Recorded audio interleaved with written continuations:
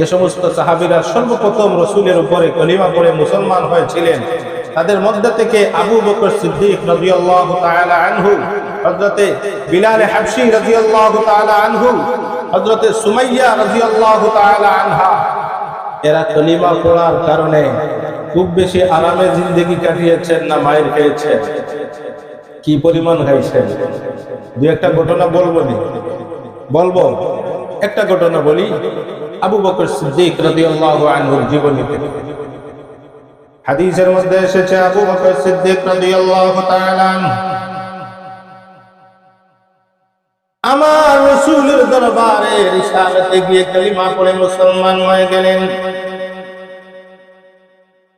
এবার আবু বকর আল্লাহ রাসূলের দরবারে যখন কালিমা পড়ে মুসলমান হয়ে গেলেন, আল্লাহ রাসূলের উপরে কোরআন নাযিল হয়, আবু বকর শুনেন আর মুখস্থ করেন। কুরআন কারীম থেকে আবু বকর সিদ্দিক রাদিয়াল্লাহু তাআলা আনহু কিছু অংশ বাড়ির মধ্যে নিয়ে গেলেন। ঘরের মধ্যে বসে আবু বকর কোরআন কারীম তিলাওয়াত করেন। মা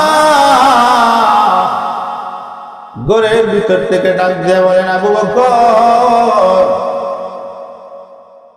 তোমার মুখে শুনি বাবা কি যেন তুমি তিলাওয়াত করো, কারণটা কি, এগুলা কি? আবু বকর ডাক দিয়ে বলেন, মা আমি তো বিশ্বনবী মুহাম্মদুর রাসূলুল্লাহর দরবারে রিসালাতে গিয়ে কালিমা পড়ে মা আমি মুসলমান হয়ে গিয়েছি। আমার নবীর উপরে কালিমা, আমার নবীর উপরে কোরআন নাযিল হয়, সেই কোরআন মা গো আমি ঘরের মধ্যে তিলাওয়াত করি। আবু বকরের মা ডাক দিয়ে বলেন, আবু বকর, আমার ঘরের মধ্যে তুমি আজকে থেকে আর কোরআন তিলাওয়াত করতে পারবে না। কিতাব এটা সুবহানাল্লাহ না নাউজুবিল্লাহ? এইটা সুবহানাল্লাহ। এটা কোরআন শরীফ তিলাওয়াত বন্ধ করে দিতেছে মা ছেলেরে, আপনারা কি সুবহানাল্লাহ কইবেন? এটা জোরে বলেন, নাউজুবিল্লাহ জোরে বলেন। একটু ঠান্ডা যাও। আপনারা এখান থেকে যত জোরে আওয়াজ দিবেন আমার আলোচনার স্পিড বাড়বো, নইলে আপনারাও ঘুমাইবেন আমিও ঘুমাইব। মা বললেন আবু বকরকে, আমার ঘরে তুমি আর কোরআন তিলাওয়াত করতে পারবে না। জবাবটা আবু বকর কি দিলেন? আবু বকর সিদ্দিক রাদিয়াল্লাহু তাআলা আনহু জবাব দিয়ে বললেন, মা আপনি বলেছেন আপনার ঘরে আমি আল্লাহর রাসূলের উপরে নাযিলকৃত কোরআন আমি পড়তে পারবো না। ও মা শুনে না, এমন নবীর উপরে কালিমা পড়ে মুসলমান হয়েছি গো মা। এমন নবীর হাতে হাত রেখে আমি আবু বকর কালিমা পড়ে মুসলমান হয়েছি মা। প্রয়োজনে তোমার বাড়ি ছাড়বো, এই দুনিয়া ছেড়ে দিব, এক সেকেন্ডের জন্য আমার আল্লাহর কোরআন আমি তিলাওয়াত বন্ধ করবো না। জোরে কোন সুবহানাল্লাহ। এবার আবু বকরকে মা মারলেন। মারার পরে আবু বকর বিচার দিবেন কার কাছে? সিদ্দিক আকবর চলে গেলেন বিশ্বনবী মুহাম্মদুর রাসূলুল্লাহ সাল্লাল্লাহু আলাইহি ওয়াসাল্লামের দরবারে রিসালাতে চলে গেলেন। আবু বকরের চোখের কোণায় পানি, আপনারা বলেন আমি শুনি।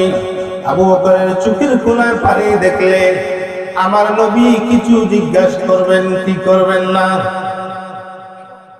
সমস্ত সাহাবীদের থেকে আবু বকরকে বেশি ভালোবেসেছেন আমার নবী। আবু বকর শুধু আমার নবীর জন্য এই দুনিয়ার বন্ধু না, আবু বকর আমার নবীর জন্য এই দুনিয়ায় বন্ধু ছিলেন, দুনিয়ার জমিনেও বন্ধু ছিলেন, বর্তমানে কবরের জীবনেও আবু বকর আমার নবীর বন্ধু হয়ে আছেন।